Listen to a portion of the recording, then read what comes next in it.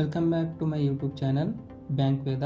ಇವತ್ತು ನಾವು ಕನ್ನಡದಲ್ಲಿ IPS ಕ್ಲರ್ಕ್ ಸ್ಟ್ರಾಟಜಿಯನ್ನು ಪೂರ್ತಿಯಾಗಿ ನೋಡ್ತೇವೆ. ಈಗ ಇನ್ನು 4 ಡೇಸಲ್ಲಿ ಅಥವಾ 5 ಡೇಸಲ್ಲಿ ಇಲ್ಲ 2 ಡೇಸಲ್ಲಿ ಕೂಡ ನಮಗೆ ನೋಟಿಫಿಕೇಷನ್ ಬರುತ್ತೆ. 60 ಡೇಸಲ್ಲಿ ನಾವು ಯಾವ ಥರ ಫೌಂಡೇಶನ್ ಅಕ್ಯುರೇಸಿನ ಮತ್ತು ಕನ್ಸಿಸ್ಟೆನ್ಸಿನ ಯಾವ ಥರ ಎಕ್ಸಾಮ್ಗೆ ನಾವು ತಯಾರಾಗಬೇಕು ಅನ್ನೋದನ್ನು ಸ್ಟ್ರಾಟಜಿಯನ್ನು ತಿಳಿಸ್ತೇನೆ. ನನ್ನ ಚಾನಲ್ ಹೆಸರು ಬ್ಯಾಂಕ್ ವೇದ ಯೂಟ್ಯೂಬ್ ಚಾನಲ್. ನೀವು ಆ ಚಾನಲನ್ನು ಸಬ್ಸ್ಕ್ರೈಬ್ ಮಾಡ್ಕೊಳ್ಳಿ. ನಿಮಗೆ ಎಲ್ಲ ರೀತಿಯ ಬ್ಯಾಂಕ್ ಎಕ್ಸಾಮ್ಗೆ ಯೂಸ್ ಆಗುವಂತಹ ವಿಡಿಯೋನ ನಾನು ಮಾಡ್ತಾಯಿದ್ದೀನಿ. ಬನ್ನಿ ವಿಡಿಯೋನ ಸ್ಟಾರ್ಟ್ ಮಾಡೋಣ. ಮೊದಲನೇದಾಗಿ ಡೇ 1 to ಡೇ 15 ನಾವು 15 ದಿನದಲ್ಲಿ ಅಂದರೆ 15 ಡೇಸಲ್ಲಿ ಫೌಂಡೇಶನ್ನ ಬಿಲ್ಡ್ ಮಾಡ್ತೇವೆ. ನಮ್ಮ ಗುರಿ ಏನಾಗಿರ್ಬೇಕಂದ್ರೆ ಬೇಸಿಕ್ಸ್, ಮೇನ್ ಇಂಪಾರ್ಟೆಂಟ್ ಬೇಸಿಕ್. ನಮಗೆ ಬೇಸಿಕ್ ಇಲ್ಲ ಅಂದರೆ ಯಾವ ಸಬ್ಜೆಕ್ಟನ್ನು ನಾವು ತಿಳ್ಕೊಳ್ಳೋಕ್ಕೆ ಆಗೋಲ್ಲ. ನಾವು ಬೇಸಿಕ್ ಅಂದರೆ ನಾವು ಈಗ ನೋಡಿ, ನಾವು ಸ್ಪೀಡ್ ಅಂದರೆ ನಮಗೆ ಮುಖ್ಯವಾಗಿ ಸ್ಪೀಡ್ ಆಗಿರಲ್ಲ. ನಮಗೆ ಕಾನ್ಸೆಪ್ಟ್ ಗೊತ್ತಿದ್ದರೆ ಆ ಸ್ಪೀಡ್ ಮತ್ತು ಅಕ್ಯುರೇಸಿ ಅನ್ನೋದು ತಾನಾಗೆ ಬರುತ್ತೆ.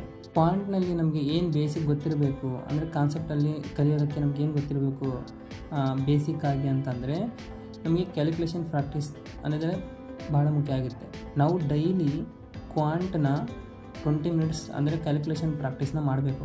20 ಮಿನಿಟ್ಸ್ ಆದರೆ ನಾವು ಡೈಲಿ ಕ್ಯಾಲ್ಕುಲೇಷನ್ನ ಮಾಡಬೇಕು. ನಾವು ಕ್ಯಾಲ್ಕುಲೇಷನ್ನ ಕಲಿಬೇಕಂದ್ರೆ ಟೇಬಲ್ಸ್ ನಮಗೆ 1 to 30ವರೆಗೆ ಬಂದಿರಬೇಕು. ಮತ್ತು ಸ್ಕ್ವೇರ್ 1 to 50ವರೆಗೂ ಇಂಪಾರ್ಟೆಂಟಾಗಿ ಬರಲೇಬೇಕು. ಕ್ಯೂಸ್ 1 to 30 ಇದು ಮ್ಯಾಂಡೇಟರಿ ಇಲ್ಲ, 1 to 20 ಆದರೂ ಕೂಡ ಮ್ಯಾಂಡೇಟರಿ ಬರಲೇಬೇಕು. ಮತ್ತು ಫ್ರಾಕ್ಷನ್ ಟು ಪರ್ಸೆಂಟೇಜ್ ಇಲ್ಲ, ಪರ್ಸೆಂಟೇಜ್ ಟು ಫ್ರಾಕ್ಷನ್ ನೀವು ಇದನ್ನು ಕಲಿಯಬಹುದು. ಇಲ್ಲಾಂದರೆ 1 ಅಂದರೆ 1/20 1/2 to 1/20ವರೆಗೂ ಚೆನ್ನಾಗಿ ನೀವು ಕಲ್ತ್ಕೊಂಡ್ರೂ ಕೂಡ ನಿಮಗೆ ಯೂಸ್ ಆಗುತ್ತೆ. ಅದು ಕೂಡ ತುಂಬ ನಿಮಗೆ ಭಾಳ ಯೂಸ್ ಆಗುತ್ತೆ. ನೀವು ಅದು ಆ ಥರ ನೀವು ಅದನ್ನು ಕಲಿಬೇಕು. ಮತ್ತು ನಿಮಗೆ ಈಸಿ ಆಗುವಂಥದ್ದು ಏನಂತಂದರೆ ಇದರಲ್ಲಿ ನಿಮಗೆ ಡೈಲಿ ಇವುಗಳನ್ನು ರಿವಿಷನ್ ಮಾಡ್ತಾ ಇರಬೇಕು. ಮತ್ತು ನೆಕ್ಸ್ಟು ಮತ್ತು ಇದರಲ್ಲಿ ಕ್ವಾಂಟ್ನಲ್ಲಿ ಟಾಪಿಕ್ಸ್ ಏನು ನೀವು ಈ 15 ಡೇಸಲ್ಲಿ ಕವರ್ ಮಾಡಬೇಕನ್ನೋದು. ನೀವು ಕ್ವಾಂಟ್ನಲ್ಲಿ ಈ 15 ಡೇಸಲ್ಲಿ ನೀವು ಕಂಪ್ಲೀಟ್ ಮಾಡಬೇಕಾಗಿರ್ತಕ್ಕಂಥದ್ದು ಅಂದರೆ ನಂಬರ್ ಸಿಸ್ಟಮ್ ಮತ್ತು ಸಿಂಪ್ಲಿಫಿಕೇಷನ್, ಅಪ್ರಾಕ್ಸಿಮೇಷನ್ ಅಂದರೆ ಬಾಡ್ಮಾಸ್ ರೂಲ್. ನಾವು ಸಿಂಪ್ಲಿಫಿಕೇಷನ್ ಹೇಗೆ ಮಾಡಬೇಕು ಅನ್ನೋದು, LCM ಮತ್ತು HCF ಅಂತ ಬರುತ್ತೆ. ಮತ್ತು ಡಿವಿಸಿಬಿಲಿಟಿ ರೂಲ್ ನೀವು ಇದು ತಿಳ್ಕೊಂಡಿರಬೇಕು. ಆವ್ರೇಜ್ ಬೇಸಿಕ್ ಏನು, ಆವ್ರೇಜ್ ಅಂದರೆ ಏನು ಅನ್ನೋದು ನಿಮಗೆ ಗೊತ್ತಿರಬೇಕು. ಇಷ್ಟು ನಮಗೆ 1 to 15 ಡೇಸಲ್ಲಿ ಇದನ್ನು ನೀವು ಕಲಿಬೇಕು. ಇದು ಇಂಪಾರ್ಟೆಂಟಾಗಿ ಇಷ್ಟನ್ನು ಬೇಸಿಕ್ಗೆ ಭಾಳ ಇಂಪಾರ್ಟೆಂಟ್ ಆಗುತ್ತೆ. ಇದನ್ನು ನೀವು ಕಲಿತಿರಬೇಕು. ಮತ್ತು ಇದನ್ನು ನೀವು ಕಾನ್ಸೆಪ್ಟನ್ನ ತಿಳ್ಕೊಂಡ್ಮೇಲೆ ಡೈಲಿ 25 ಈಸಿ ಕ್ವಶನ್ಸ್ ಮತ್ತು 10 ಮಾಡರೇಟ್ ಕ್ವಶನ್ಸ್ನ ಬಿಡಿಸ್ತಾ ಇರಬೇಕು. ಡೈಲಿ ಕ್ವಶನ್ಸ್ನ ಬಿಡಿಸ್ತಾ ಇರಬೇಕು. ಅಂದರೆ ನೀವು 2 ಅವರ್ಸು ಕ್ವಾಂಟಿಗೆ, 2 ಅವರ್ಸ್ ರೀಸ್ನಿಂಗ್ಗೆ ಮತ್ತು 2 ಅವರ್ಸ್ ಇಂಗ್ಲೀಷಿಗೆ ಅಂತ ನೀವು ಈ ಥರ ಮಾಡ್ಕೊಂಡಿರ್ತೀರಲ್ವ, ಅದರಲ್ಲಿ ನೀವು ಇದನ್ನು ಮಾಡ್ತಾ ಇರಬೇಕು. ಮತ್ತು ಈ 15 ಡೇಸಲ್ಲಿ ನೀವು ರೀಸ್ನಿಂಗ್ ಟಾಪಿಕ್ಸ್ನ ಯಾವ್ಯಾವುದು ಕಂಪ್ಲೀಟ್ ಮಾಡ್ಕೋಬೇಕಂತಂದರೆ ನೀವು ರೀಸ್ನಿಂಗ್ನಲ್ಲಿ ಟಾಪಿಕ್ಸ್ ಯಾವ ಅಂದರೆ ಆಲ್ಫಾಬೆಟ್ ನ್ಯೂಮೇರಿಕಲ್ ಸೀರೀಸ್ ಮತ್ತು ಅಂದರೆ ನಿಮಗೆ ಬರುತ್ತೆ. ಡೈರೆಕ್ಷನ್ ನಿಮಗೆ ಮಾಡೋಕ್ಕೆ ಬರಬೇಕು, ಕಲ್ತ್ಕೋಬೇಕು. ಬ್ಲಡ್ ರಿಲೇಷನ್ ಮತ್ತು ರ್ಯಾಂಕಿಂಗ್ ಅನ್ನೋದು ಕೂಡ ನೀವು ಕಲಿಬೇಕು ಈ 15 ಡೇಸಲ್ಲಿ. ಕೋಡಿಂಗ್, ಡಿಕೋಡಿಂಗ್ ಅಂತ ಬರುತ್ತೆ, ಭಾಳ ಈಸಿ ಇರುತ್ತೆ, ನಿಮಗೆ ಕಲಿಬೋದು ಇದನ್ನು. ಇನ್ಎಕ್ವಾಲಿಟಿ ಮತ್ತು ಸಿಲಲಿಸಮ್ ಇದು ಕೂಡ ನೀವು ರೀಸ್ನಿಂಗ್ನ ವರ್ಕ್ ಮಾಡಿದ ಮೇಲೆ 20 to 25 ಕ್ವಶನ್ಸ್ನ ನೀವು ಡೈಲಿ ಪ್ರಾಕ್ಟೀಸ್ ಮಾಡಬೇಕು. ಆವಾಗ ನಮಗೆ ಅದನ್ನು ಕ್ಲಾಸ್ ನೋಡ್ತಾನೂ ಕೂಡ ನೀವು ಪ್ರಾಕ್ಟೀಸ್ ಮಾಡ್ತಾ ಹೋಗಬೇಕು. ಮತ್ತು ನಾವು ಇಂಗ್ಲೀಷಲ್ಲಿ ಏನು ಈ 15 ಡೇಸಲ್ಲಿ ಮಾಡ್ತೇವೆ ಅಂದರೆ ಡೈಲಿ ರೀಡಿಂಗ್ ಅಂದರೆ 20 ಮಿನಿಟ್ಸ್ ಆದರೂ ನಾವು ಎಡಿಟೋರಿಯಲ್ನ ಓದಲೇಬೇಕು. ಇದು ಭಾಳ ಇಂಪಾರ್ಟೆಂಟ್. ಎಡಿಟೋರಿಯಲ್ ಅನ್ನೋದು ನಿಮಗೆ ಎಡಿಟೋರಿಯಲ್ನ ಚೆನ್ನಾಗಿ ಓದೋದ್ರಿಂದ ನಿಮ್ಮ ಇಂಗ್ಲೀಷ್ ಇಂಪ್ರೂವ್ಮೆಂಟ್ ಚೆನ್ನಾಗಾಗುತ್ತೆ. ಡೈಲಿ ಎಲ್ಲಿದ್ದರೂ ನಿಮಗೆ ಫೋನಲ್ಲಾದರೂ ಇಲ್ಲ ನಿಮ್ಮ ಹತ್ರ ಎಡಿಟೋರಿಯಲ್ ಇದ್ದರೆ ಅದರಲ್ಲಿ ಓದ್ಬೋದು. ಮೊಬೈಲಲ್ಲಿ ಈಗ ಭಾಳ ಬಿಡ್ತಾರೆ, ಅದರಲ್ಲಿ ಕೂಡ ನೀವು ಓದ್ಕೊಂಡ್ರೂ ನಡೆಯುತ್ತೆ. ಮತ್ತು ಒಂದು 10 ವೊಕ್ಯಾಬ್ಯುಲರಿ ಆದರೂ ನೀವು ಕಲ್ತ್ಕೋಬೇಕು. ಸಿನೋನಿಮ್, ಆಂಟೋನಿಮ್ನ ನೀವು ಡೈಲಿ ಅಂದರೆ ತಿಳ್ಕೋಬೇಕು. ಈ 15 ಡೇಸಲ್ಲಿ ಚೆನ್ನಾಗಿ ವರ್ಕ್ ಮಾಡಿ. ಡೈಲಿ 10 ವರ್ಡ್ಸ್ ಅದನ್ನು ನೀವು ವರ್ಕ್ ಮಾಡಬೇಕು. 10 ವರ್ಡ್ನ ಕಲಿತಾ ಇರಬೇಕು. ಮತ್ತು ಗ್ರಾಮರ್ ಪಾರ್ಟ್ಸಲ್ಲಿ ನೀವು ಈ 15 ಡೇಸಲ್ಲಿ ಏನು ಕಲಿಬೇಕಂದ್ರೆ ಪಾರ್ಟ್ಸ್ ಆಫ್ ಸ್ಪೀಚು ಅಂದರೆ ಯಾವ್ಯಾವ ಬರುತ್ತವೆ, ಆರ್ಟಿಕಲ್ಸ್ ಮತ್ತು ಪ್ರಿಪೋಸಿಷನ್ನ ಇವೆಲ್ಲ ಕ್ಲಾಸ್ ನೋಡಿ ಬೇಸಿಕ್ಸ್ನ ಕಾನ್ಸೆಪ್ಟ್ನ ಎಲ್ಲ ಚೆನ್ನಾಗಿ ಬರ್ಕೊಳ್ಳಿ. ಒಂದು ಕಡೆ ಭಾಳ ಯೂಸ್ ಆಗುತ್ತೆ. ಮತ್ತು ನಮಗೆ ನೆಕ್ಸ್ಟ್ ಏನು ಮಾಡ್ಬೇಕಂತಂದರೆ ನೀವು ಸಬ್ಜೆಕ್ಟ್ ವರ್ಬ್ ಅಗ್ರಿಮೆಂಟ್ನ ಕಲಿಬೇಕು.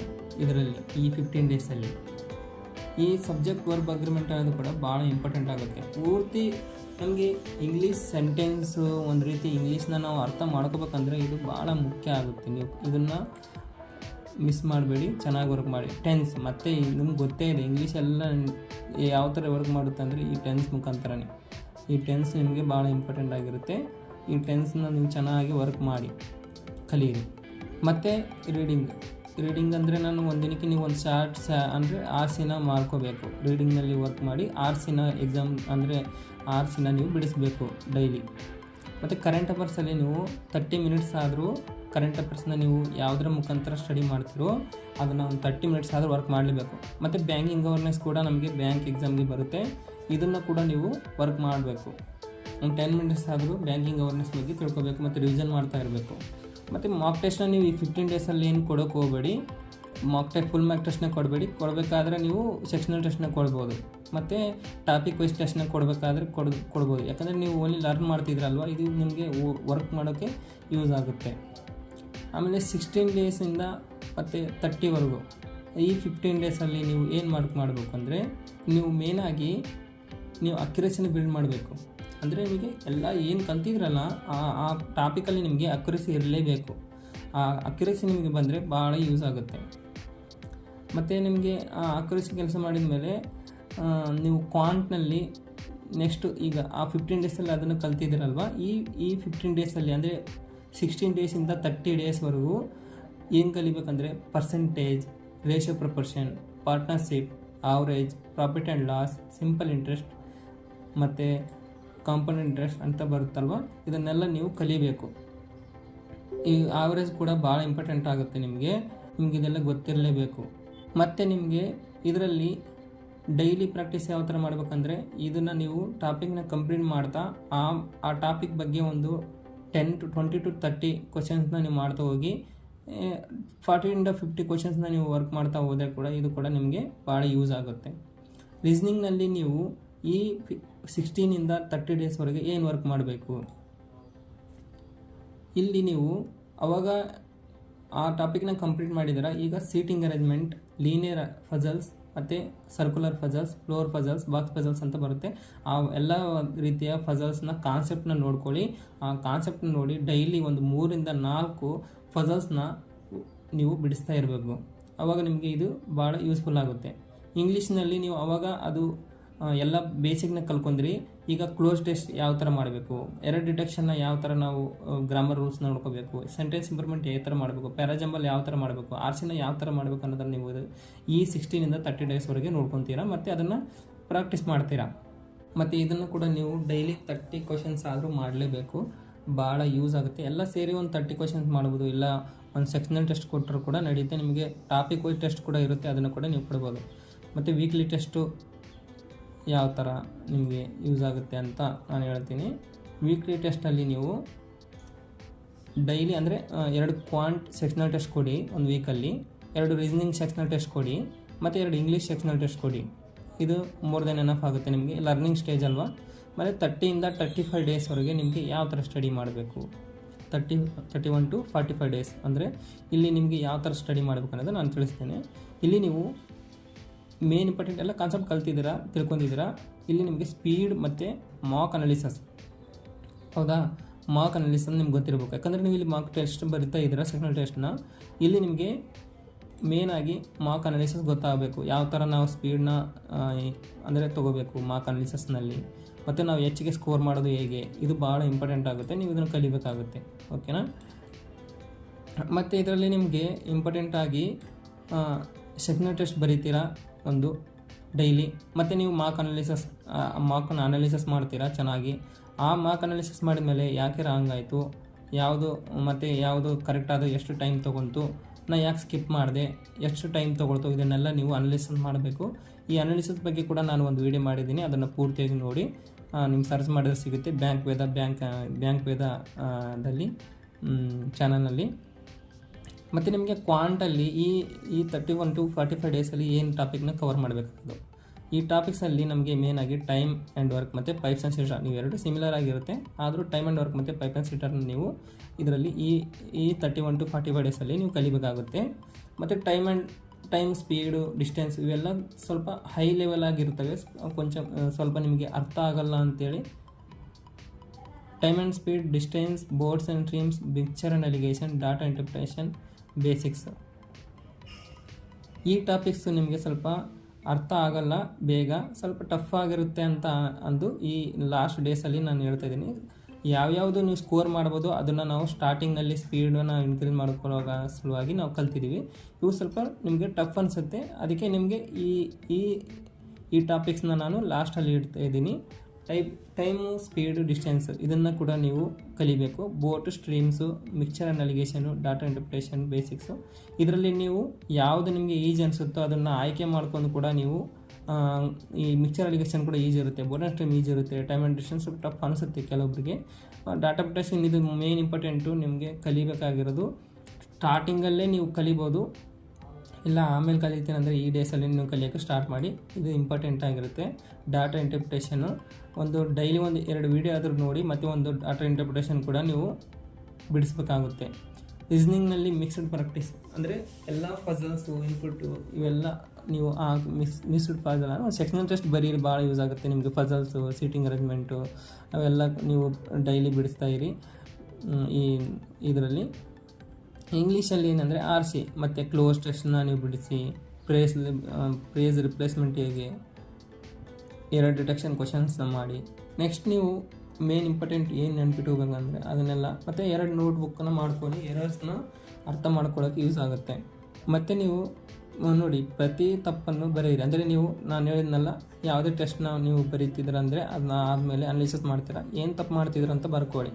ಅಂದರೆ ಟಾಪಿಕ್ಕು, ಆ questions, correct method, reason for mistake ಯಾಕೆ ತಪ್ಪಾಯಿತು ಅನ್ನೋದು. ನಾ ಈ PDF ನಿಮಗೆ ನಾನು ಯೂಟ್ಯೂಬ್ ಚಾನಲ್ ಆಗಿರ್ತಕ್ಕಂಥ ನನ್ನ ಇದು ಟೆಲಿಗ್ರಾಮ್ ಚಾನಲಲ್ಲಿ ನಾನು ನಿಮಗೆ ಸೆಂಡ್ ಮಾಡ್ತೀನಿ. ವಾರಕ್ಕೊಮ್ಮೆ ಇದನ್ನು ರಿವೈಸ್ ಮಾಡ್ಕೊಳ್ಳಿ.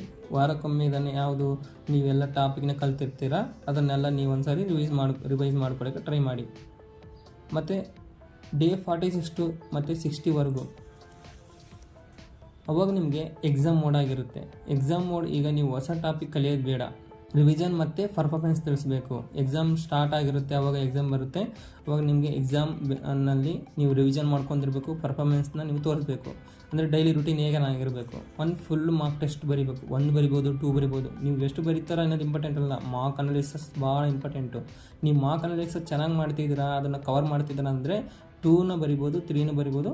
ಆದರೆ ನಾನು ಹೇಳ್ತಿರೋದೇನೆಂದರೆ ನೀವು ಈಗ ಸ್ಟಾರ್ಟಿಂಗ್ ಅಲ್ಲಿ ಒಂದು ಫುಲ್ ಮಾರ್ಕ್ ಟೆಸ್ಟ್ ಬರೀರಿ, ಮತ್ತು ಅದನ್ನು ನೀವು ಚೆನ್ನಾಗಿ ಅನಾಲಿಸಿಸ್ ಮಾಡೋದನ್ನು ಕೂಡ ನಿಮಗೆ ಗೊತ್ತಿರಬೇಕು, ಡಿಟೇಲ್ ಅನಾಲಿಸಿಸ್ ಮಾಡಬೇಕು. ಆವಾಗ ನಿಮಗೆ ಆ ಟೆಸ್ಟಿಗೂ ಕೂಡ ಒಂದು ಇದು ಸಿಗುತ್ತೆ. ಮತ್ತು ವೀಕ್ ಟಾಪಿಕ್ ರಿವಿಷನ್ ಮಾಡ್ಕೊಳ್ಳಿ. ಯಾವುದು ನಿಮಗೆ ವೀಕ್ ಅನಿಸುತ್ತಾ ಆ ಟೆಸ್ಟನ್ನು ಬರೆದಿರ್ತೀರ, ಆ ಟಾಪಿಕಲ್ಲಿ ನಿಮಗೆ ಬೇಗ ಬರ್ತಿರಲ್ಲ, ಟೈಮಲ್ಲಿ ವರ್ಕ್ ಮಾಡೋಕ್ಕೆ ಆಗ್ತಿರಲ್ಲ, ಅದನ್ನು ನೀವು ಒಂದು ಕಡೆ ಬರ್ಕೊಂಡು ಅದ್ರ ಮೇಲೆ ನೀವು ವರ್ಕ್ ಮಾಡಿ ಮತ್ತು ರಿವಿಷನ್ ಮಾಡ್ಕೊಳ್ಳಿ. ಮತ್ತು ಫಾರ್ಮುಲಾ ರಿವಿಷನ್ ಕೂಡ ಭಾಳ ಇಂಪಾರ್ಟೆಂಟ್ ಆಗುತ್ತೆ. ವೀಕಲ್ಲಿ ಅಥವಾ ಮಂತಲ್ಲಿ ನೀವು ಅದನ್ನು ರಿವಿಷನ್ ಮಾಡ್ಕೋಬೇಕು. ವೊಕ್ಯಾಬ್ಯುಲರಿ ರಿವಿಷನ್, ವೊಕ್ಯಾಬ್ಯುಲರಿ ಅಂತ ನಿಮ್ಗೆ ಗೊತ್ತೇ ಇದೆ, ಭಾಳಷ್ಟು ನಿಮಗೆ ಕ್ವಶನ್ ಬರೋದು ವೊಕ್ಯಾಬ್ಯುಲರಿಯಿಂದ ಇಂಗ್ಲೀಷ್ನಲ್ಲಿ. ಅದು ವೊಕ್ಯಾಬ್ಯುಲರಿ ಗೊತ್ತಿಲ್ಲ ಅಂದರೆ ನಮಗೆ ಇಂಗ್ಲೀಷೇ ಗೊತ್ತಾಗಲ್ಲ, ಆ ಥರ ಆಗುತ್ತೆ. ನೀವು ರಿವಿಷನ್ ಮಾಡ್ಕೊಳ್ಳಿ. ಮತ್ತು 5 ಇಯರ್ಸ್ ಅಂದರೆ 5 ಪ್ರೀವಿಯಸ್ ಇಯರ್ ಕ್ವಶನ್ಸ್ ಅಂತಂದರೆ ಹೋದ ವರ್ಷದಿಂದ ಎಕ್ಸಾಮ್ ಬರೀತಾರಲ್ಲ, ಆ ಎಕ್ಸಾಮ್ನ ಬರೆದ್ರೂ ನಿಮಗೆ ಅದು ಯೂಸ್ ಆಗುತ್ತೆ. ಇದನ್ನು ನೀವು ವರ್ಕ್ ಮಾಡ್ಬೋದು. ಮತ್ತು ಮಾರ್ಕ್ ಅನಾಲಿಸಿಸ್ನ ನೀವು ಹೇಗೆ ಮಾಡಬೇಕು ಅನ್ನೋದು ನೋಡಿ. ಪ್ರತಿ ಮಾರ್ಕ್ ನಂತರ ನೀವು 6 ಪ್ರಶ್ನೆಗಳನ್ನು ನಿಮಗೆ ಕೇಳ್ಕೋಬೇಕು. ಏನು ಮಾಡಿದೆ, ಎಷ್ಟು ಅಟೆಂಪ್ಟ್ ಮಾಡಿದೆ ನೋಡಿ.